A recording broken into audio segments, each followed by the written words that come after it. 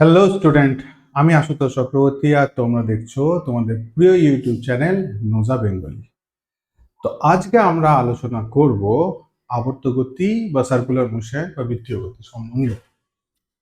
তো বৃত্তীয় গতিতে আমরা যে ইকুয়েশনের এত বেশি আধিক্য থাকে এবং এত রকম ভাবে এটাকে রিপ্রেজেন্ট করা হয়, সেই জন্য গুলিয়ে যায়। স্টেপ বাই স্টেপ ধীরে ধীরে প্রত্যেকটা জিনিসকে আমি আলোচনা করব। তাহলে ফার্স্ট শুরু করা যাক আবর্ত গতির ভূমিকা দিয়ে। তো ফার্স্ট আবর্ত গতির যদি আমরা বলি, কোনো একটা অবজেক্টকে যদি ফোর্স দেওয়া হয়, বল প্রয়োগ করা হয়, তাহলে বল প্রয়োগ করলে কি হওয়ার কথা হিসাব মতো? বল প্রয়োগ করলে পরে হিসাব মতো পার্টিকেলটা এরকম ধরো আছে, ফোর্স দেওয়া হয়েছে, এইদিকে গতিশীল হবে, এই তো হওয়ার কথা। কিন্তু যদি আমি এদিক থেকে যদি আর একটা ফোর্স অ্যাপ্লাই করে দিই, তাহলে কি দেখবো? এদিকে গতিশীল ছিল, পার্টিকেলটা আবার এদিকেও গতিশীল হবে, অর্থাৎ তার গতির ডাইরেকশন চেঞ্জ হবে। নিউটনের গতিসূত্র অনুযায়ী যতক্ষণ না বল না প্রয়োগ করছি, ওর গতিবেগ বা গতির দিক চেঞ্জ হওয়ার কোনো প্রশ্ন নেই। তাহলে আমরা দেখতে পেলাম যে ফোর্স অ্যাপ্লাই না হলে পার্টিকেলকে কিন্তু সোজা এদিকেই চলে যাওয়ার কথা। ফোর্স অ্যাপ্লাই হওয়ার জন্য এই রাস্তায় না গিয়ে ও কিন্তু রাস্তা পাল্টে ফেলেছে। এবার যদি আমি আবার এইখানে যদি সার্কুলার মোশনে যদি আবার ফেরত আসি, কি হচ্ছে, আবার যদি এখানে ফেরত আসি, তাহলে দেখতে পাবো কি, এক, যে এখানে কোনো একটা পার্টিকেল আছে, সেই পার্টিকেলটার উপরে যদি কোনো প্রকার বল প্রযুক্ত না হয়ে থাকতো, তাহলে পার্টিকেলটা এই গতির দিকে এখানে গিয়ে কোথাও হাজির হতো, স্ট্রেট লাইনেই যেত। কিছু তো এমন ওর উপরে বল প্রযুক্ত হচ্ছে যার জন্য ও আর স্ট্রেট লাইনে যেতে পারলো না। তাহলে শুরুতে হয় এই পার্টিকেলটা স্থির ছিল, না হলে গতিশীল ছিল। যদি স্থির থেকে থাকে তাহলে স্থির, ফোর্স দেওয়া হয়েছে তার জন্য গতিশীল হয়েছে। আর যদি গতিশীলই থাকে তাহলে একটা নির্দিষ্ট গতিবেগ নিয়ে ওর কিন্তু স্ট্রেট লাইনে যাওয়ার কথা। নিউটনের ল তাই বলে। কিন্তু দেখতে পাচ্ছি যে কিছুক্ষণ পর পার্টিকেলটা আবার ঘুরে দেখবো এখানে আছে, আবার কিছুক্ষণ পর যদি দেখি তো দেখবো আবার এখানে চলে আসবে, আবার কিছুক্ষণ পর যদি দেখি তো এখানে চলে আসবে। মোট কথা, এই বিন্দুটাকে মাঝখানে রেখে, অর্থাৎ কেন্দ্রটাকে মাঝখানে রেখে পার্টিকেলটা ঘুরপাক খাচ্ছে। কেমন এরকম ঘটনা দেখি, সুতোতে একটা ঢিলকে বেঁধে যদি ঘোরায়, সুতোর মধ্যে একটা ঢিলকে বাঁধলাম, বেঁধে আমি ঘোরাচ্ছি, তাহলে বৃত্তাকার পথে যে ঘুরপাক খাচ্ছে, ঘুরছে ঘুরছে ঘুরছে, এই ঘোরার ব্যাপারটা এখানে দেখতে পাচ্ছি। তাহলে এর গতির অভিমুখ, অর্থাৎ যেটা এদিকে হওয়ার কথা ছিল সেখান থেকে ঘুরে এদিকে হলো কি করে? তাহলে কে বল প্রয়োগ করছে? বল আছে সেন্টারের দিকে, এদিকে। এক্ষেত্রে আমি যেহেতু সুতো আর ঢিলের গল্প বলছি, তাহলে সুতো ঢিলের গল্প ক্ষেত্রে ফোর্স হচ্ছে কি সুতোর টানটা, এটা হচ্ছে ঢিলটা, এটা হচ্ছে সুতোটা। তাহলে ঢিলের উপরে সুতোর একটা টান আছে, সেই জন্য ও আর স্ট্রেট যেতে পারলো না, রাস্তা পাল্টিয়ে কার্ভ রাস্তা ধরলো। তাহলে মোটামুটির উপরে যদি ভাবা যায়, পার্টিকেলটার উপরে কিন্তু দুটো দুটো ফোর্স কাজ করছে। একটা ওকে লিনিয়ার মোশন দিচ্ছে, আর একটা কিন্তু ওকে কার্ভে নিয়ে যাচ্ছে। কি বললাম বোঝা গেল? একটা তার গতির জন্য দায়ী, আর একটা তার রাস্তা পাল্টে যাওয়ার জন্য দায়ী। দুটো ফোর্স আছে। আর হচ্ছে তার থেকেও বড় ইন্টারেস্টিং ব্যাপার, যে এখানে ভেলোসিটি কিন্তু নানা রকম আসবে। সরলরৈখিক গতি আসবে, অ্যাক্সিলারেশন আমরা মোট 4 প্রকার পাবো এখানে। আস্তে আস্তে আলোচনাতে যাব, আজকে অ্যাক্সিলারেশন নিয়ে খুব একটা থাকবো না, সামনের দিনকে টোটাল অ্যাক্সিলারেশনটা নিয়ে কথা বলবো। কোন দিকে কোন অ্যাক্সিলারেশন কাজ করে এবং কোন অ্যাক্সিলারেশনে কি কাজ, কোন দিকে কোন অ্যাক্সিলারেশনটা কাজ করছে এবং কোন ত্বরণের কি কাজ, সেটাকেও ব্যাখ্যা করবো সামনের দিন। একবারে যদি এত কিছু বলে দিই মাথায় রাখা যাবে না। প্রথম হচ্ছে সরলরৈখিক গতি যদি আলোচনা করি, কারণ আমাদের মোশন বলতে আমরা এতদিন পর্যন্ত দেখে অভ্যস্ত হচ্ছে স্ট্রেট লাইনে যাওয়া কোনো পার্টিকেল। তাহলে নিশ্চয় সরলরৈখিক গতিতে যাওয়া পার্টিকেলটাকে পিছন দিক থেকে কেউ ধাক্কা মেরেছে, বল প্রয়োগ করেছে, তার জন্য সে স্ট্রেট লাইনে যাচ্ছে। বক্রগতি বা কার্ভ হওয়ার কারণটা কি এক্ষুনি ব্যাখ্যা করলাম। সরলরৈখিক গতিতে থাকা কোনো পার্টিকেলের উপরে সরলরৈখিক গতিতে থাকা কোনো পার্টিকেলের উপর এদিকে কেউ বল প্রয়োগ করেছে, বল প্রয়োগ করার জন্য আর এদিকে না গিয়ে কি করেছে, রাস্তা চেঞ্জ করে কার্ভ হয়ে গেছে। ক্লিয়ার? বোঝা গেল? এবং আবর্ত গতি তখনই রূপান্তরিত হবে বা সার্কুলার মোশন তখনই হবে যখন কন্টিনিউয়াসলি সেন্টারের দিকে ফোর্স অ্যাপ্লাই হতেই থাকবে, হতেই থাকবে, অর্থাৎ তোকে ছাড়ছেই না। আমি যখন ওখানে গল্পটা বললাম তখন কি বলেছিলাম, যে পার্টিকেলটা এখানে আছে, এই যাচ্ছে, এদিকে ফোর্স দিলাম, গতিবেগের রাস্তা পাল্টিয়ে এদিকে চলে গেল, একবার রাস্তা পাল্টিয়েছিল, একবার। এখানে কন্টিনিউয়াস ওয়েতে কিন্তু তার রাস্তা পাল্টাতেই আছে, পাল্টাতেই আছে, বেগের দিক পাল্টাতেই আছে। এদিকে যদি দেখি বেগের দিক এটা, এখানে যদি দেখি বেগের দিক এটা, এখানে যদি দেখি এটা, সকল সময় স্পর্শক বরাবর কাজ করছে, মানে কি বারবার বারবার ওর গতিবেগের ডাইরেকশন, রাস্তা সব পাল্টাচ্ছে। এটা হওয়ার কারণ কি, কন্টিনিউয়াস সেন্টারের দিকে একটা ফোর্স কাজ করছে, ওর রাস্তাটাকে পাল্টাচ্ছে। ক্লিয়ার? এতটা বোঝা গেল কি বললাম? তাহলে একটা কোনো বাইরের এজেন্ট আছে যে এইরকম ঘটনাটা ঘটাচ্ছে। বিভিন্ন গল্পে এই বাইরের এজেন্টটা কিন্তু নানা রকম নাম ধারণ করে। সুতো ঢিলের ক্ষেত্রে সুতোর টান, পৃথিবী সূর্যের ক্ষেত্রে মাধ্যাকর্ষণ বল, আধান পরমাণুর ভিতরে ইলেকট্রনের গতির ক্ষেত্রে নিউক্লিয়াসের অ্যাট্রাকশন ফোর্স। অর্থাৎ কেন্দ্রাভিমুখী বল কিন্তু এক এক সময় এক এক রকম নাম ধারণ করে। ক্লিয়ার? কেন্দ্রাভিমুখী বল সকল সময় এক একটা গল্পে এক একজন রাজা হিসাবে আসে। ক্লিয়ার? বোঝা গেছে? ওকে, নেক্সট। এখানে যে যে টার্ম গুলো আমরা ইউজ করব, সেই টার্ম গুলো সম্বন্ধে আগে আমি ছোটখাটো একটু ডিসকাশন সেরে নেব। প্রথম হচ্ছে ঘূর্ণন কেন্দ্র বা সেন্টার। সেন্টার কি? এই ও হচ্ছে কি এখানে সেন্টার, যাকে মাঝে রেখে পার্টিকেলটা বৃত্তাকার পথে ঘুরপাক খাচ্ছে। এটা দেখো একটু ডিমের মতো আকৃতি, কিন্তু এটা বৃত্ত। সাইড থেকে দেখছি বলে একটু ডিম্বাকার দেখাচ্ছে, কিন্তু এটা আসলে বৃত্ত। কি বললাম বোঝা গেল? মানে এইরকম দেখছি না, একটু হেলে দেখছি, এরকম দেখছি না, হেলে দেখছি বলে এটাকে ডিমের মতো শেপ দেওয়া হয়েছে 3D ফিলটা আনার জন্য। তাহলে হলো কি, এই যে পয়েন্টকে মাঝে রেখে পুরো পার্টিকেলটা ঘুরপাক খাচ্ছে তাকে কি বলা হবে? ঘূর্ণন কেন্দ্র। ক্লিয়ার? তারপরে আসছে হচ্ছে গিয়ে রেডিয়াস ভেক্টর। রেডিয়াস ভেক্টর বা ব্যাসার্ধ ভেক্টর কাকে বলছে? সেন্টার থেকে পার্টিকেল পর্যন্ত যদি আমি ব্যাসার্ধ টানি, তাহলে এই যে আর যেটা পেলাম এটা কিন্তু ওয়ান কাইন্ডস অফ ভেক্টর রাশি।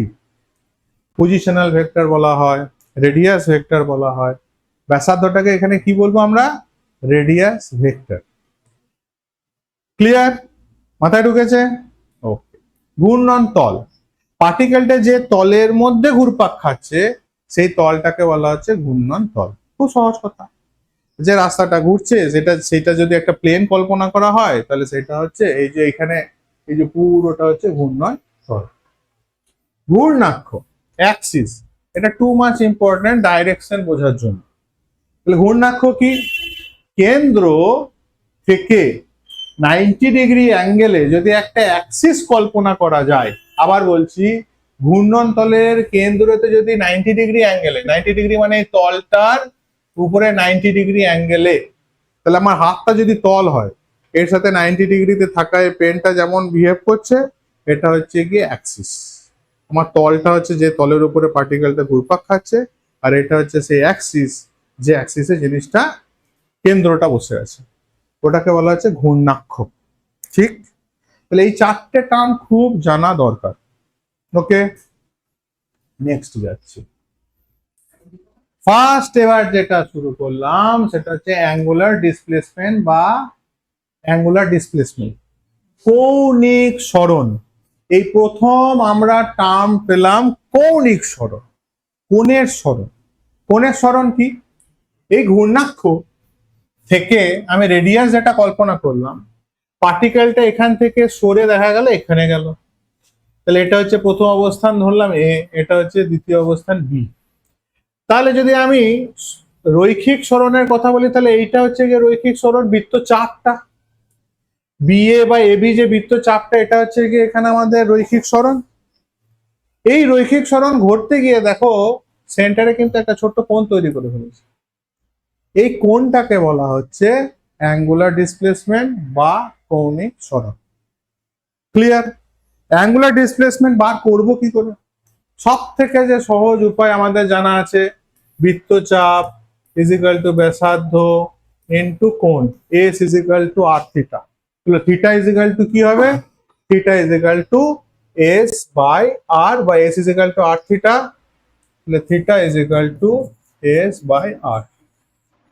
ওকে, এবার এই কথাটার সাথে সাথে একটা খুব জিনিস ক্লিয়ার করে রাখো, যে theta is equal to S by R, যে দুটো টার্ম লিখেছি, আর কে যদিও বা ভেক্টর ভাবতে পারি, আর কে যদিও বা ভেক্টর ভাবতে পারি, এস কে ভাবতে পারবো না। কেন পারবো না? বৃত্তচাপ কখনোই একটা স্ট্রেট লাইন নয়, এর ডাইরেকশন বলা মুশকিল। বৃত্তচাপ কিন্তু কখনোই স্ট্রেট লাইন নয়, এটা কিন্তু ডাইরেকশন থাকে না। ঠিক তো? বাঁকা একটা জিনিসের ডাইরেকশন হবে কি করে? তো কার্ভের ক্ষেত্রে, কার্ভ যদি হয়, লাইনটা যদি কার্ভ হয়, কার্ভ হলে তো তার তো এই দুটোকে আমরা ডিস্টেন্স বলতে পারি, প্রাথমিক অবস্থা অন্তিম অবস্থার মধ্যে দূরত্ব, এইটা বলতে পারি, কিন্তু এইটা তো ডিস্টেন্সটাকে তো সরণ বলা যাবে না। তাহলে এইটা ভেক্টর রাশি নয়, কিন্তু দেখো লেখাও আছে বৃত্তচাপ বা চাপ এস। তাহলে এই সমীকরণ কিন্তু স্কেলার সমীকরণ। মনে রাখতে হবে এটা হচ্ছে গিয়ে স্কেলার রিলেশন বা স্কেলার সমীকরণ, S is equal to R theta. খুব ইম্পর্টেন্ট একটা কথা কিন্তু। দ্বিতীয় আসছি, এর একক কি? এর একক এসআই পদ্ধতিতে যে এককটা ইউজ করি সেটা হচ্ছে রেডিয়ান। এসআই পদ্ধতিতে যেটা ব্যবহার করি সেটা হচ্ছে রেডিয়ান। ক্ষুদ্র সরণের জন্য তাহলে আমরা কি করব? ক্ষুদ্র সরণ মানে কি রকম? ক্ষুদ্র সরণ মানে আমরা কি বলতে পারি, ধরো এইখান থেকে এই পার্টিকেলটা জাস্ট একটু সরেছে, একটু, সামান্য, সামান্য যদি সরে থাকে, তাহলে এই ডিস্টেন্সটাকে কি বলবো? ডিএস। তাই তো? যখন তাহলে কোণটা কি করবে? নিশ্চয়ই খুব ছোট, তাহলে কোণটাকেও বলতে হবে ছোট, তাহলে কোণটাকে কি বলবো? D theta. তাহলে সরণটাকে বলবো আমরা ডিএস, আর কোণটাকে কি বলবো? D theta. ব্যাসার্ধ তো আর ক্ষুদ্র নয়, ব্যাসার্ধ যা আকার তাই আছে। তাহলে রিলেশন কি হয়ে গেল? S DS is equal to R into D theta. এখানে একটা মজার ঘটনা অ্যাড করে দিই, কি? ভালো করে খেয়াল করো, S R theta DS is equal to R D theta. DS এটা কি ভেক্টর হিসেবে কল্পনা করা যেতে পারে? পারে কি পারে না? পারে। কেন পারে? ধরো এটা আমি একটা কার্ভ আঁকলাম, ওকে, এর ভিতরে একটা ছোট্ট টুকরো আমি ভেবে নিলাম, দেখো এখনো মনে হতে পারে কারো কারো এটা কার্ভ, কিন্তু এটাকে যদি খুব বড় করি, কি দেখাচ্ছে? এর মধ্যে যদি একটা ছোট্ট সেকশন নিই, তাহলে এটা কি হয়েছে? স্ট্রেট না? তাহলে যখন ডিএস টেন্স, মানে এস ডিস্টেন্সটা যখন শূন্যের কাছাকাছি, ডিএস যখন খুব ছোট, তাহলে এটাকে কিন্তু ভেক্টর হিসেবে কল্পনা করা যেতে পারে। থিটাও তখন এখানে ভেক্টর হিসেবে কাউন্ট হবে, তাহলে এরা কিন্তু ভেক্টর হিসেবে কাউন্ট হবে। আর এখানে অলরেডি ভেক্টর রিলেশন কি? ভেক্টর রিলেশনের ভিতরে যদি আমরা লিখতে চাই, তাহলে এটাকে লেখা উচিত DS is equal to D theta cross R. DS is equal to D theta cross R. Clear? বোঝা গেছে? ক্রস, আমি আর ক্রস ডি থিটা কেন লিখলাম না? উপরে কিন্তু সেই রকমই লেখা ছিল আর ডি থিটা, নিচে লিখতে গিয়ে কিন্তু সংশোধন করলাম, ডি থিটা ক্রস আর করলাম। ভেক্টরের ক্রস প্রোডাক্টের নিয়ম কি বলে? ভেক্টরের ক্রস প্রোডাক্টের নিয়ম বলে কারণ প্রথমে মাধ্যম পরে, কারণ প্রথমে মাধ্যম পরে। তাহলে ডিএস বা ডি থিটা তো কারণ, পার্টিকেলটার মুভমেন্টে তো এখানে কারণ, সেই জন্য ওকে ফার্স্টে রাখলাম। মাধ্যমকে, আর বা তলটা হচ্ছে মাধ্যম, সেই জন্য কারণ ফার্স্টে পরে মাধ্যম। বোঝা গেল কি বললাম? কারণ ফার্স্টে পরে মাধ্যম। যখনই ক্রস প্রোডাক্টে কোথাও লিখবে, মনে মনে রিয়েলাইজ করার চেষ্টা করে যে কে কারণ, সে কারণ থাকবে ফার্স্ট। আর একটা জিনিস বেরিয়ে যাচ্ছে, মাত্রা, ডাইমেনশন। দেখো থিটার যদি ডাইমেনশনের কথা বলি, থিটা দিয়ে প্রকাশ করলাম, এস বাই আর। এস একটা লেন্থ, আরও একটা লেন্থ, লেন্থ লেন্থ কেটে যাবে, কোনো ডাইমেনশন থাকবেই না, মাত্রা হবে m⁴0 l⁴0 t⁴0। এত ছোট ছোট জিনিস বলছি কেন, অবজেক্টিভ কোশ্চেনে দেওয়ার প্রভূত চান্স আছে, কারণ এখানে অনেক রকম টার্ম আসবে, প্রত্যেকের হয়তো কোথাও মাত্রা কোথাও একক দিয়ে দিল, মাথা পাজল হয়ে গেল, বাস শেষ। রৈখিক সরণ ভেক্টর, রৈখিক সরণ ভেক্টর। এবার আমি আলোচনা করছি, যদি সরণটাকে আমরা ভেক্টর হিসেবে নিই বা যদি ভাবি তাহলে কি হবে। রৈখিক সরণ ভেক্টর আমি আলাদা করে আবার এস কে ক্যালকুলেশনে আসলাম। কেন আসলাম খুব ভালো করে দেখো, এটা বইয়ে চটপট থাকে না। বস্তুর সরণ, বস্তুর মুভমেন্ট হচ্ছে, ধরে নাও এইখান থেকে শুরু করে এখানে গেছে, এটা হচ্ছে রেডিয়াস। তাহলে রেডিয়াস ভেক্টর যেটা আছে তাকে ফার্স্ট যেটা আছে তাকে বললাম আর ইনিশিয়াল, আর এটাকে বললাম আর ফাইনাল। সেন্টার থেকে বাইরের দিকে, সেন্টার থেকে বাইরের দিকে, সেন্টারে যে কোণ করলো সেটা হচ্ছে থিটা। প্রথম অবস্থা থেকে অন্তিম অবস্থার মধ্যবর্তী স্ট্রেট যে দূরত্ব, এটাই হচ্ছে সরণ। তাহলে সরণটাকে আমরা এস দিয়ে ডিনোট করব। ক্লিয়ার? এটা তো করতে পারি, পার্টিকেলটা এই রাস্তা বরাবর এখান থেকে এখানে গেছে, এইটা কার আমি ভেক্টর হিসেবে কাউন্ট করতে পারছি না, কিন্তু প্রথম এবং অন্তিম অবস্থার মধ্যে যদি স্ট্রেট লাইন দূরত্ব নিয়ে নিই, তাহলে এটা হয়ে গেল কি সরলরৈখিক ডিস্টেন্স, মানে সরণ কনসিডার করা যাবে। ডাইরেকশন কোনটা এখান থেকে ওখানে গেছে, মানে এটা। রেডিয়াল ভেক্টর যদি আসি ব্যাসার্ধটা, তাহলে এদিকে ডাইরেকশন, এটা ব্যাসার্ধ ডাইরেকশন হচ্ছে এদিকে।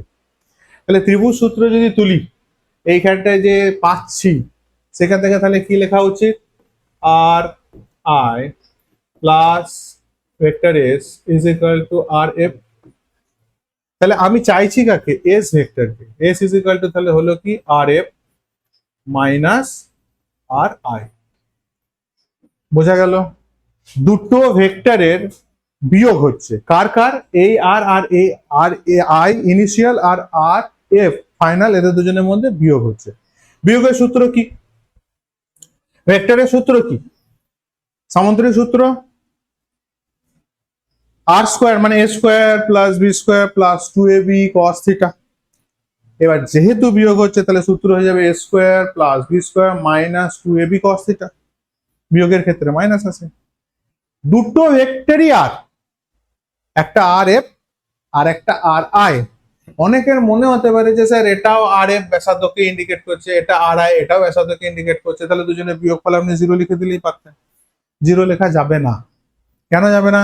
দুটো ভেক্টর কিন্তু আলাদা। কি কারণে আলাদা যদি জিজ্ঞেস করি, কি কারণে আলাদা, তাহলে আবার একবার রিপিট করছি। এখানে যে ট্রায়াঙ্গেলটা আছে, সেই ট্রায়াঙ্গেলটাকে ধরো আমি এখানে তুললাম, তুললাম ট্রায়াঙ্গেল, রেডিয়াস ভেক্টর এই দুটো, এটা হচ্ছে, তাহলে এটা কি বলেছি, আর আই, এটা কি বলেছি আর এফ, এটাকে কি বলেছি এস ভেক্টর। মধ্যবর্তী কোণ কত, থিটা। ত্রিভুজ সূত্র কি বলে, এই ভেক্টরটা ক্রমান্বয়ে আছে, এটা দেখো বিপরীত ক্রমে আছে, ভালো করে দেখো, এই ভেক্টর ক্রমান্বয়ে আছে, এ হচ্ছে বিপরীত ক্রমে। ত্রিভুজ সূত্র লাগালে দাঁড়ায় কি, R I plus S vector is equal to R F. তাহলে vector S is equal to কি হলো, R F minus R I. Okay, বিয়োগের সূত্র অনুযায়ী কি হবে, root over of R F square plus R I square minus 2 R F into R I cos theta. হলো R F R I এর value কত, এটা আসলে কি ব্যাসার্ধ। মান যদি বলি তাহলে কি হবে, দুজনেরই আর আর, আর এফ ও তো আর আইও তো আর, ব্যাসার্ধই তো ওরা। তাহলে এইটাকে যদি ভালো করে লিখি তাহলে দাঁড়ায় কি, root over of R square plus R square minus 2 R square cos theta সমান root over of 2 R square ব্র্যাকেটের ভিতরে 1 minus cos theta. 1 minus cos থিটার ভ্যালু কত হয়, 2 sin স্কোয়ার থিটা বাই 2। তাহলে root over of two R square, এর ভ্যালুটা হচ্ছে two sine square theta by two. Two two গুণ করলে কত হবে? টু স্কোয়ার, এলো বাইরে।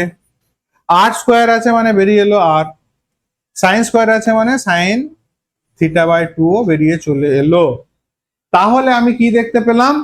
যে এস, যে ডিসপ্লেসমেন্ট ভেক্টর যেটাকে নিয়ে আমি কাজ শুরু করেছিলাম, তার মান তাহলে কত দাঁড়ালো? Two R sine theta by two. তাহলে হাত পা যেটা বাঁধা পড়ে গেছিল বক্র রাস্তার জন্য, সেটা থেকে মুক্তি পেয়ে গেলাম। তাহলে সমীকরণ কি হচ্ছে, তাহলে সমীকরণ এস ইজ ইকুয়াল টু কত দাঁড়াচ্ছে?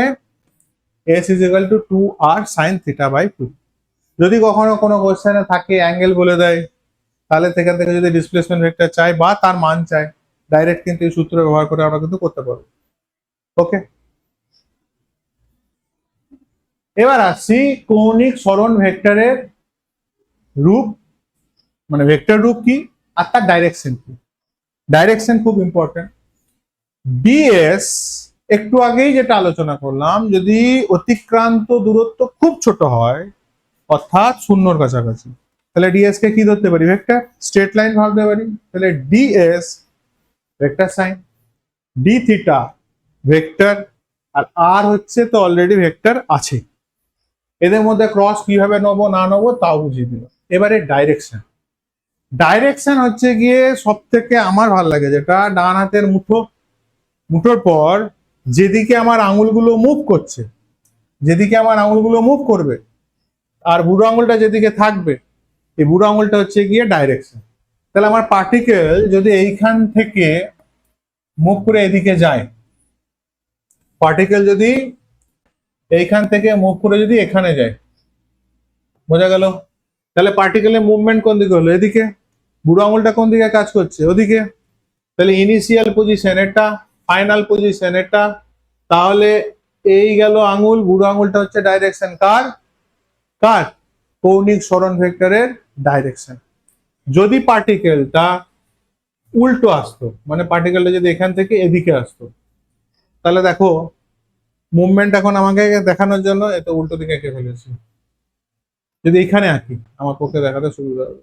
এই পার্টিকেলটা ইনিশিয়াল আর ফাইনাল পজিশনে যদি এদিকে সরে থাকে, মানে মুভমেন্ট এদিকে হয়েছে, তাহলে পার্টিকেল মুভমেন্ট করছে এদিকে, বুড়ো আঙুল এখন আমার কোন দিকে? নিচের দিকে।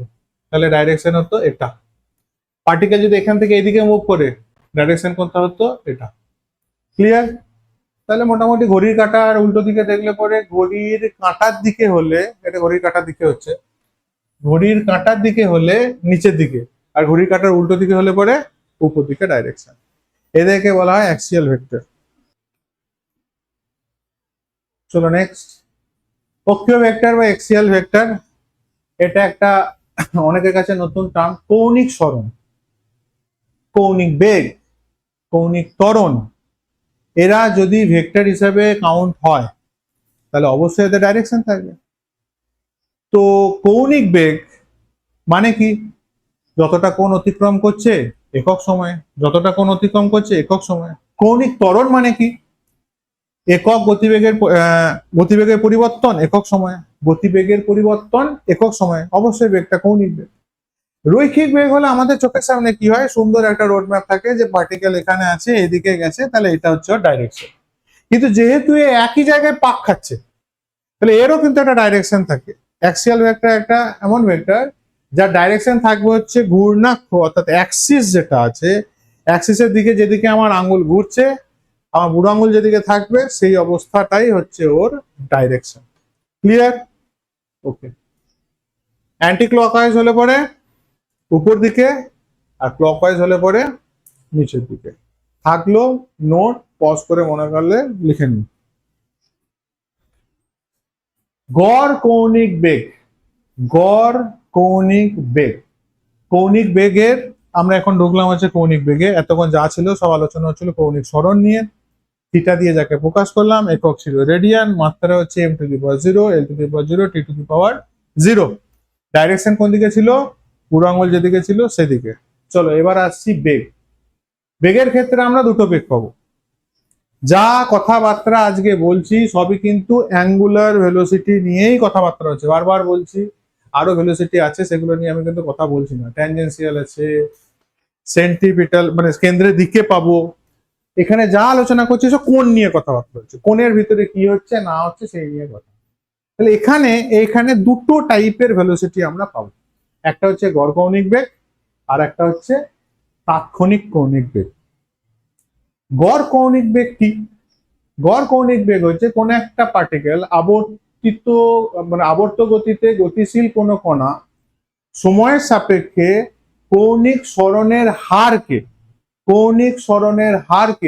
কৌণিক বেগ বলা হয়। কৌণিক সরণের হার মানে কি? একক সময়ে কতটা কোণ তৈরি করছে সেটা হচ্ছে কৌণিক সরণের হার। হার মানে সকল সময় কি দিয়ে ভাগ যাবে? টাইম দিয়ে ভাগ যাবে। তাহলে একটা পার্টিকেল এখানে আছে, এখান থেকে দেখা গেল এখানে গেছে, তাহলে কোণ করলো কত? থিটা। কোণ করলো কত? থিটা। এবং পার্টিকেলটা এখান থেকে এখানে যেতে টাইম নিয়েছে কত? টি। তাহলে কৌণিক বেগের ইকুয়েশন হবে কোণ বাই সময়, omega is equal to theta by T. Omega is equal to theta by T. এবার প্রশ্ন হচ্ছে এখানে গড় কৌণিক বেগ কিন্তু কখনোই ছোট নয়, অর্থাৎ বস্তু দুটোর অবস্থান, শূন্যর কাছাকাছি সরণ, শূন্যর কাছাকাছি সময়, এসব কোনো টার্ম এখানে আসবে না। এখানে সব বড় বড় কথা। বোঝা গেল? অ্যাঙ্গেল বড় তৈরি হয়েছে, পার্টিকেলটা অনেকটা রাস্তা সরেছে, তখন আমরা নেব হচ্ছে গিয়ে গড় কৌণিক বেগ। এর একক মাত্রা লাগবে। একক কি? দেখতে পাচ্ছি উপরে কি আছে? কোণ। কোণকে কি দিয়ে মেপেছিলাম? রেডিয়ান। নিচে কি আছে? টাইম। তাহলে রেডিয়ান পার সেকেন্ড হচ্ছে কি এর ইউনিট। আরো একটা টার্মে মাপা হয়, বেশিরভাগ যতটা যে মোটর ফোটর ইঞ্জিনের আছে চাকার গতিবেগকে ম্যাক্সিমাম টাইমে আরপিএম বলা হয়। এত আরপিএম এ ঘুরছে, এত আরপিএম এ মোটর, এই টার্মটা খুব ইউজ হয়।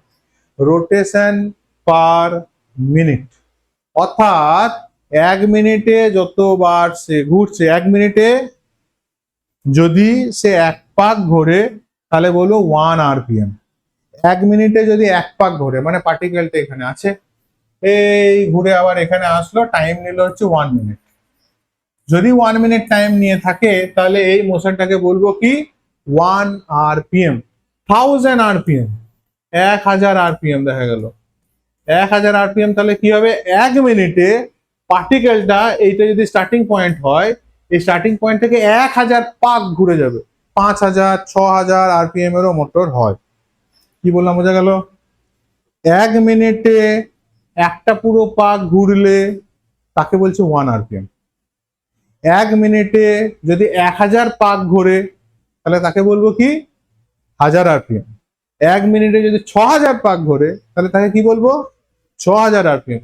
এবার সিম্পল একটা কথা, তাহলে ধরে নাও 600 আরপিএম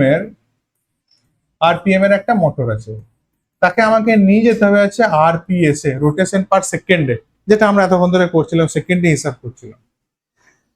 তাহলে এ এখন 1 মিনিটে কপাক খাচ্ছে? 600। তাহলে 1 সেকেন্ডে কত খাবে? 60 দিয়ে ভাগ। 1 মিনিট মানে কত সেকেন্ড? 60 সেকেন্ড। 60 দিয়ে ভাগ। তাহলে সিম্পল, যে 600 থাকবে তাকে ভাগ দেবো হচ্ছে 60 দিয়ে। তাহলে হলো কত? 10 আরপিএস। 10 আরপিএস। ওকে, মাথায় ঢুকলো? এই টার্মটা খুব ইউজ হয়, চেঞ্জও করতে হয় আরপিএম থেকে আরপিএস এ। আরপিএইচও হয়, রোটেশন পার আওয়ার। 1 ঘন্টায় কপাক খাচ্ছে। আচ্ছা, পৃথিবীর ক্ষেত্রে কি টার্ম ইউজ করা উচিত? পৃথিবীর ক্ষেত্রে কি টার্ম ইউজ করা উচিত? তাহলে পৃথিবীর যদি আমি আহ্নিক গতির কথা বলি, মানে দৈনন্দিন যে ঘুরপাকটা খাচ্ছে, তাহলে তাকে কি বলা উচিত? Rotation per day. আর যদি বার্ষিক গতির কথা বলি তাহলে রোটেশন পার ইয়ার বলতে হবে। তো যাই হোক, এগুলো প্রচলিত কোনো ইউনিট না, আমি জাস্ট জিজ্ঞেস করলাম মাথায় ঢোকানোর জন্য যে কিভাবে হিসাবটা হচ্ছে। পাক খাচ্ছি যতটা টাইম। এবার বেসিক ইউনিট কোথায়? আরপিএস। ওকে। কৌণিক বেগের মাত্রা। কৌণিক বেগের মাত্রা যদি দেখি তাহলে কি হওয়া উচিত? কৌণিক বেগের মাত্রার ক্ষেত্রে হচ্ছে গিয়ে থিটার মাত্রা কি ছিল? থিটার মাত্রা কিছু ছিল না। থিটা মানে কি ছিল? এস বাই আর। লিখে দিচ্ছি। থিটার মাত্রা ছিল কি? থিটা যদি লিখি তাহলে থিটা বাই টি, থিটা ছিল কি S by R by T, S length R length, কেটে পালিয়ে গেল, মাত্রাহীন রাশি হয়ে গেল। উপরে হলো 1, নিচে থাকলো কি শুধু টাইম।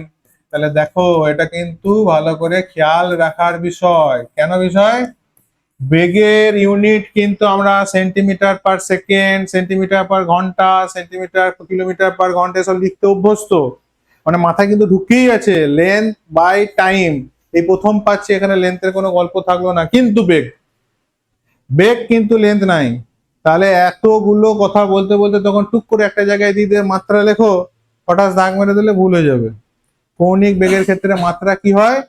টি টু দি পাওয়ার -1, কারণ উপরে থিটা থাকে, থিটার কোনো মাত্রা হয় না।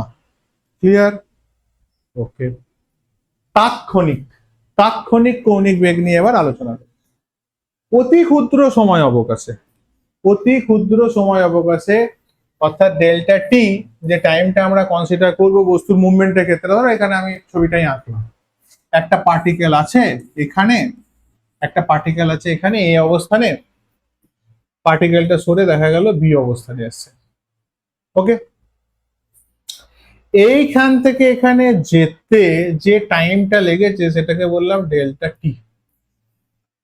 আবার বলছি, এখানে ছিল পার্টিকেলটা, টুকটুক টুকটুক করে গিয়ে বিতে হাজির হয়েছে, যেতে যতটা টাইম লেগেছে সেটা হচ্ছে ডেল্টা টি।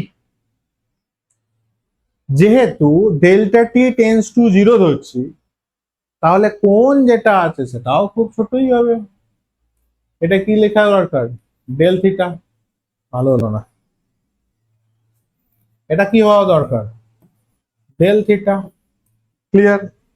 ক্ষুদ্র সময় ডেল্টা টিতে যদি ক্ষুদ্র কোণ তৈরি করে বা ক্ষুদ্র সরণ, আর কিন্তু রৈখিক নিয়ে কথা বলছি না, কোণে কোন এক প্রকার সরণ হিসাবে এখানে কাউন্ট হচ্ছে। এটা কি রকম সরণ? কৌণিক সরণ। তাহলে ডেল থিটা যদি ঘোরে, তাহলে এই ক্ষুদ্র সময়ে তার যে গতিবেগ, কৌণিক গতিবেগ, তাকেই বলা হচ্ছে তাৎক্ষণিক গতিবেগ। সমীকরণ কি হবে?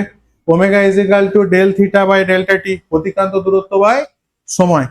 ডেল্টা টি টেন্স টু কি? 0। ডেল্টা টি টেন্স টু 0 হলে পরে আমরা কি লিখতে অভ্যস্ত? D theta by DT, D theta by DT ক্যালকুলাসের ভাষায়।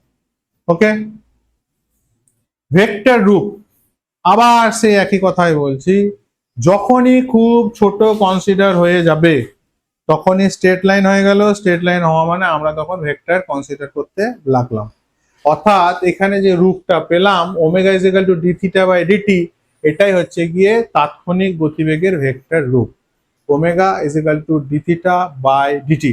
মনে রাখতে হবে গড় কৌণিক বেগ কিন্তু ভেক্টর কোয়ান্টিটি নয়, সেই জায়গায় দাঁড়িয়ে কিন্তু তাৎক্ষণিক কৌণিক বেগ কিন্তু ভেক্টর কোয়ান্টিটি। তো কৌণিক বেগের এবার দেখি আমরা ডাইরেকশন কি হবে। আগেই বলেছি ভেলোসিটি, বস্তুর মুভমেন্ট যদি এদিকে হয়, ভেলোসিটি এদিকে আছে, তাহলে এটা হচ্ছে ভেলোসিটি, গতিবেগ এদিকে। তাহলে খেয়াল করো ভালো করে একটা জিনিস, এদিকে কিন্তু ডিসপ্লেসমেন্টের ডাইরেকশন, এদিকে কিন্তু ওমেগারও ডাইরেকশন, এদিকে আবার অ্যাক্সিলারেশনেরও ডাইরেকশন কিন্তু এদিকেই হবে। কি বললাম, বোঝা গেল? দিক কিন্তু তিনটে যেটা আছে, displacement vector, velocity, angular velocity, angular displacement, angular velocity, angular acceleration, সবার ডাইরেকশন কিন্তু অ্যাক্সিস বরাবরই কাজ করছে। এবার নিয়ম তো বলেই দিয়েছি, যেদিকে আঙুল ঘুরবে, বুড়ো আঙুল যেদিকে থাকবে সেই অনুযায়ী। এবার যেটাকে বলছিলাম আরপিএম, আরপিএম এর ক্ষেত্রে রোটেশন পার মিনিট থেকে আমাদেরকে নিয়ে যেতে হবে radian per second, radian per second, simple হিসাব। R P M, rotation per minute. তাহলে 1 মিনিটে জপাক থাকছে। দেখা গেল কোন একটা পার্টিকেল এরকম করে ঘুরছে, সে 1 মিনিটে দেখা গেল এন পাক খেয়েছে। তাহলে 1 মিনিটে সে ক পাক খাচ্ছে? এন পাক। 1 পাক খেলে সে কতটা রাস্তা যায়? চলো দেখি কতটা রাস্তা যায়। তাহলে স্টার্ট করেছি এখানে, এই ঘুরে এখানে আসলাম, সেন্টারে কোণ কত করে আমরা ডিগ্রির হিসাব জানি 360, কিন্তু রেডিয়ানে বললে পরে হচ্ছে 2 পাই। তাহলে কোন কত তৈরি করলো? 2 পাই।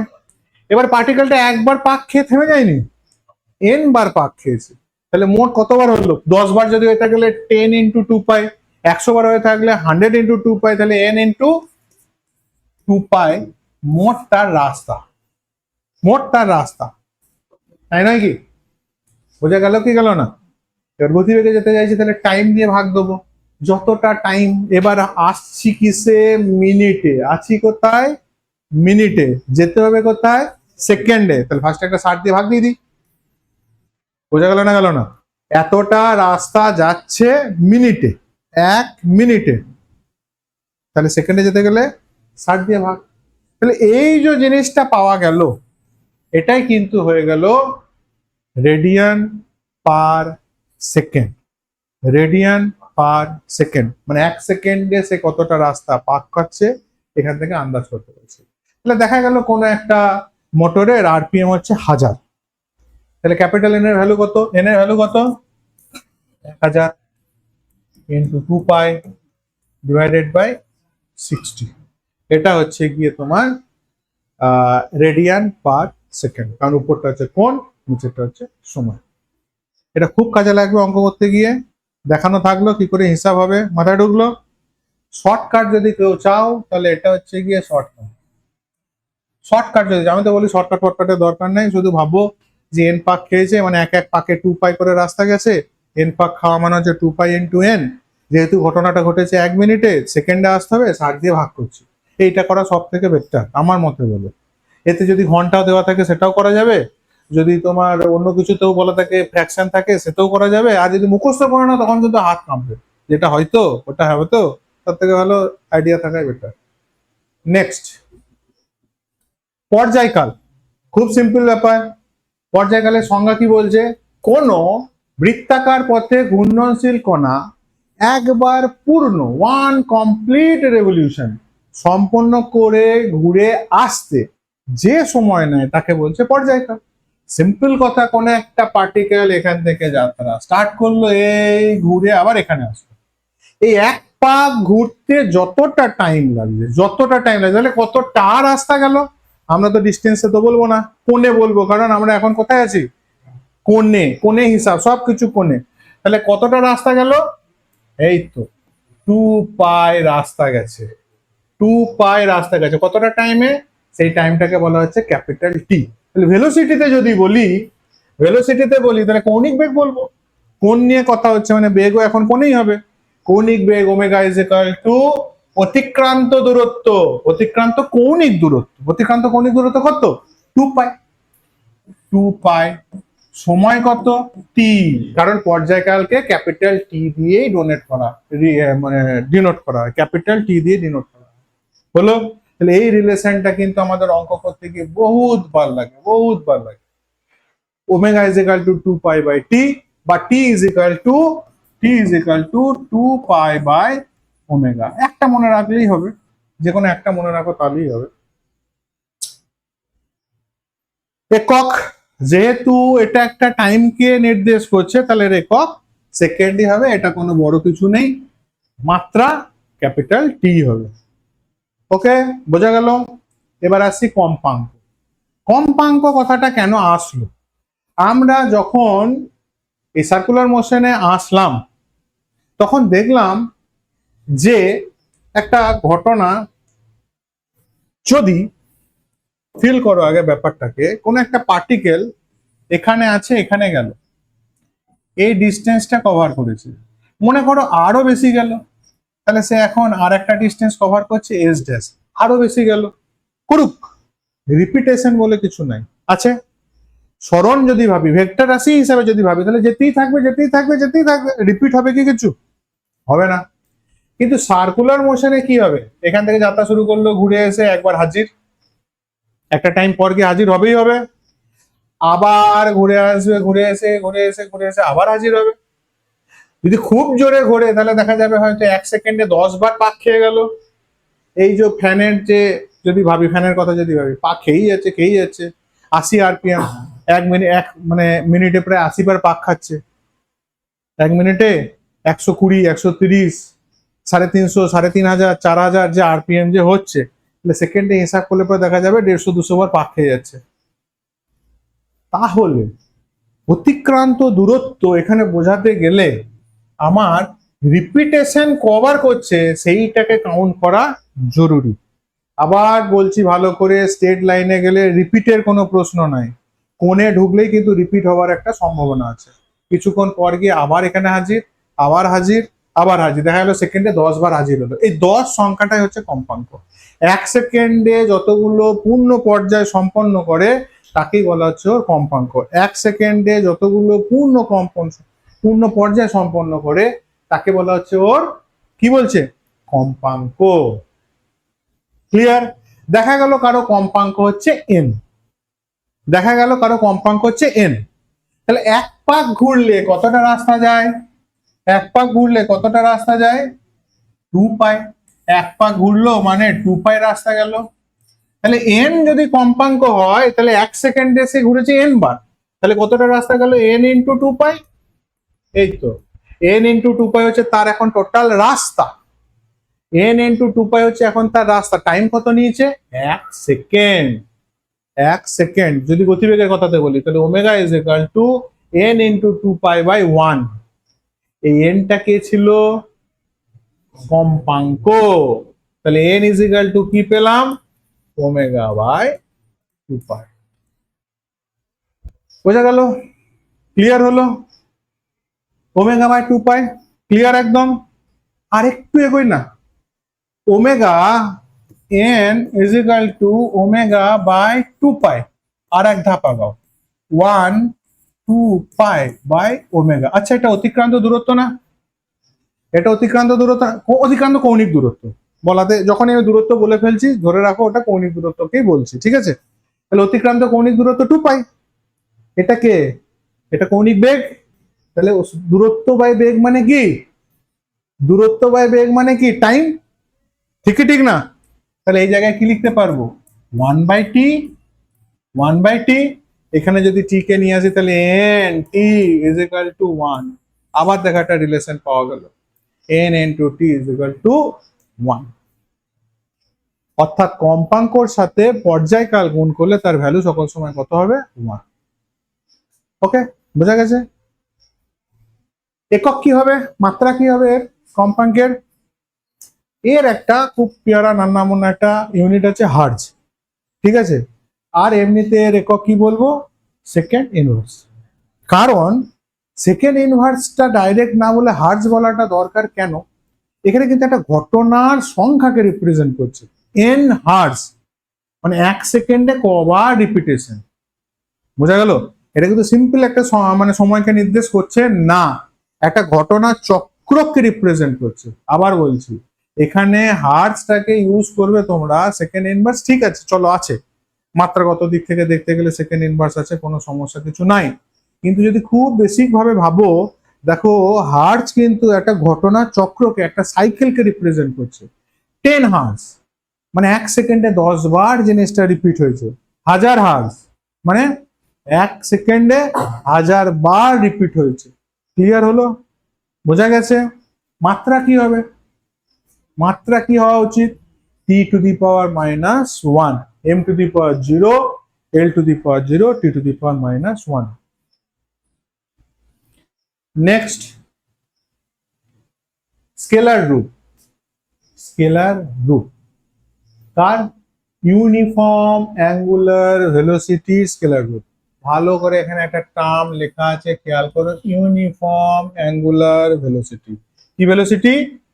Uniform angular velocity. Uniform angular velocity কেমন? ফিলিংসটা আগে দিই। ধরো একটা ফ্যানকে চালিয়ে দিল, সুইচ দিয়েছো, ফ্যান চলছে চলছে চলছে চলছে। শুরুতে কি থাকে? ফ্যানটা স্থির থাকে। যত টাইম যেতে থাকে গতিবেগ বাড়তে বাড়তে বাড়তে একটা টাইম পর গিয়ে, অবশ্যই গতিবেগ বলতে কিন্তু আমি অ্যাঙ্গুলার ভেলোসিটির কথাই বলছি। বারবার বলছি, সরণ মানে কিন্তু অ্যাঙ্গুলার ডিসপ্লেসমেন্টের কথা বলছি, গতিবেগ মানে কিন্তু অ্যাঙ্গুলার ভেলোসিটির কথাই বলছি। আসলে একই রকম বলে ফেলছি মেসেজে, কিন্তু এখানে আমি রিপ্রেজেন্ট করছি কাকে? Angular velocity. তাহলে অ্যাঙ্গুলার ভেলোসিটি ভাবো, একটা ফ্যানকে ঘুরিয়ে দিয়েছো, শুরুতে স্থির, যেই সুইচ দিলে আস্তে আস্তে গতিবেগ বাড়ছে বাড়ছে বাড়ছে বাড়ছে বাড়ছে বাড়তে বাড়তে দেখা যাবে একটা ম্যাক্সিমাম স্পিডে গিয়ে ওই একই গতিবেগে ঘুরছে। 2 নম্বর 4 নম্বর 5 নম্বর যেতেই থাক, এখন একটা নির্দিষ্ট ভেলোসিটি নিয়ে ঘুরছে, অ্যাঙ্গুলার ভেলোসিটি নিয়ে ঘুরছে। তাহলে তাকে বলছি ইউনিফর্ম অ্যাঙ্গুলার ভেলোসিটি, তাকে বলছি ইউনিফর্ম অ্যাঙ্গুলার ভেলোসিটি। আর নন ইউনিফর্ম অ্যাঙ্গুলার ভেলোসিটি কেমন হবে? সুইচটা যখন দিয়েছিলাম বা এখন যদি সুইচ অফ করে দিই, তাহলে যে ভেলোসিটিটা পাবো সেটা হচ্ছে নন ইউনিফর্ম অ্যাঙ্গুলার ভেলোসিটি। আস্তে আস্তে ভেলোসিটি হয়তো কমছে বা বাড়ছে, বা হয়তো আমি সুইচ অন অফ করেই যাচ্ছি, একবার বাড়াচ্ছি কমাচ্ছি বাড়াচ্ছি কমাচ্ছি হ্যাপাজার্ট করছি আর কি। তাহলে ওগুলো হয়ে যাচ্ছে নন ইউনিফর্ম অ্যাঙ্গুলার ভেলোসিটি। তাহলে ইউনিফর্ম অ্যাঙ্গুলার ভেলোসিটির ক্ষেত্রে যদি আমরা ধরি কোন একটা পার্টিকেল ও, এই যে সেন্টারটা যেটা আছে এই ও সেন্টারে, এখানে ধরো ছিল এ তে, পার্টিকেলটা কিছুক্ষণ পর গিয়ে বি তে হাজির হয়েছে, বি তে গিয়ে হাজির হলো, তাহলে সেন্টারে যে কোণটা তৈরি করলো সেই কোণটাকে আমি বললাম থিটা। তাহলে রৈখিক সরণ ওখানে কি হবে? সেই আবার আর্চ, এবি যে আর্চটা তৈরি করেছে বা বৃত্তচাপটা তৈরি করেছে তাকে রিপ্রেজেন্ট করবে। ঠিক না? আমাদের শর্ত কি জানি? বৃত্তচাপ ইজ ইকুয়াল টু ব্যাসার্ধ ইন্টু কোণ, S is equal to R theta, S is equal to R theta. আচ্ছা, এই রিলেশনটা ভেক্টর না স্কেলার? স্কেলার ভাব, অবশ্যই স্কেলার। তাহলে S is equal to R theta, S is equal to R theta. আমি যদি টাইম দিয়ে ভাগ দিই, এদিকে টাইম দিয়ে ভাগ দিলাম, এদিকেও টাইম দিয়ে ভাগ দিলাম, আচ্ছা এস বাই টি মানে কি হবে? Velocity, velocity. আর যেমনকার রইলো থিটা বাই টি মানে কি হবে? কোণ বাই সময় মানে ওমেগা। তাহলে এটা হয়ে গেল omega. V is equal to R omega হচ্ছে কি ইউনিফর্ম অ্যাঙ্গুলার ভেলোসিটি এবং লিনিয়ার ভেলোসিটির ভিতরে সম্পর্ক। V is equal to R omega. আমি একটু উঠিয়ে দিই, আরো বেটার হবে। রৈখিক বেগ সমান কৌণিক বেগ ইন্টু বৃত্তচাপ। ওটা ক্রস নয় কিন্তু, ইন্টু। রৈখিক বেগ সমান কৌণিক বেগ ইন্টু বৃত্তচাপ।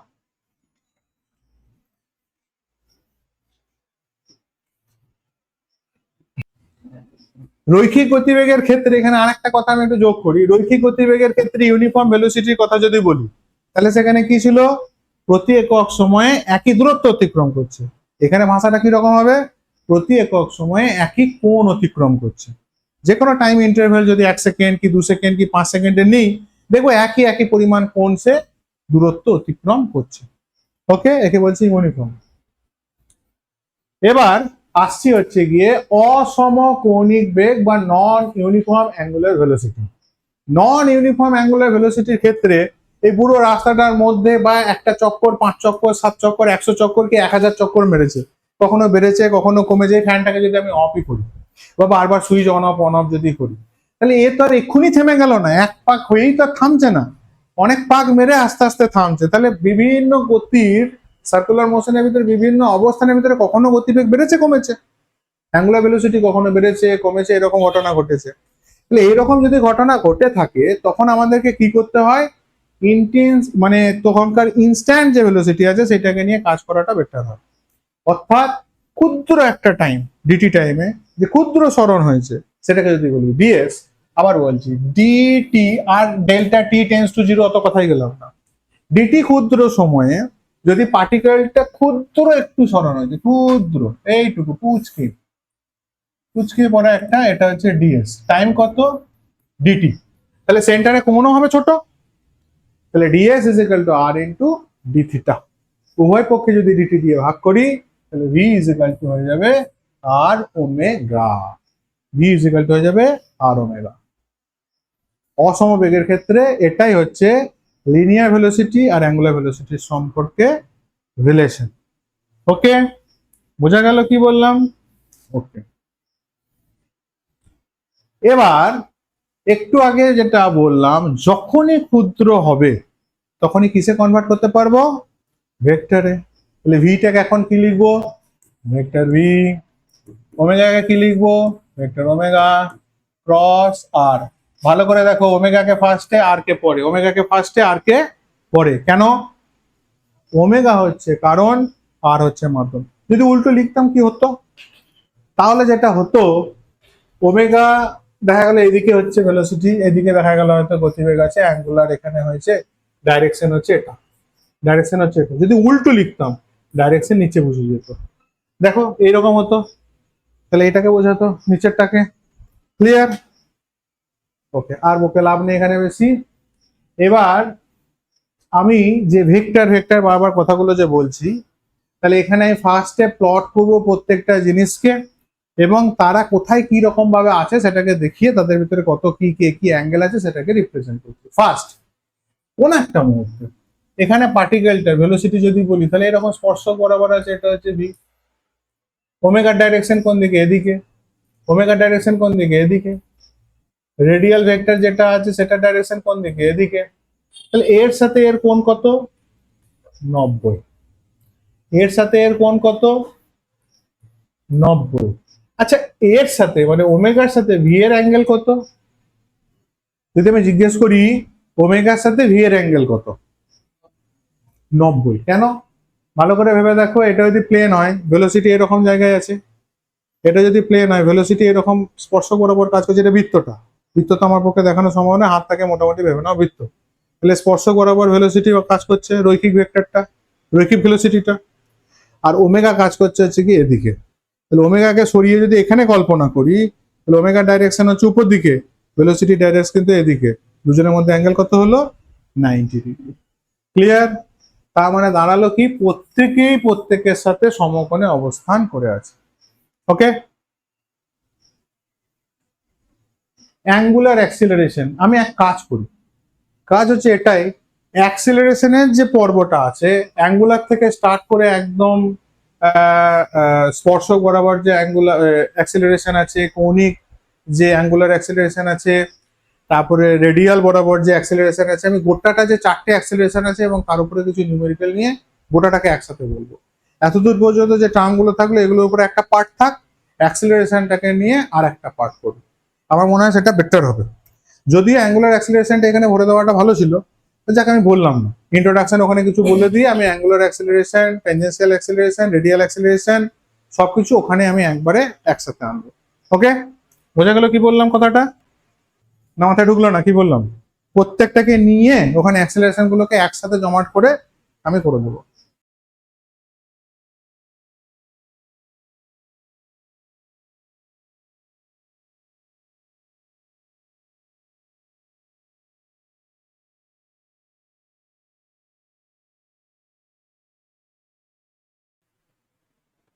তো সামনের দিন আমরা আলোচনা করবো হচ্ছে কি 4 রকমের অ্যাক্সিলারেশন। সবাই ভালো থেকো, ভালো করে পড়াশোনা করো। ওকে, টাটা, বাই বাই।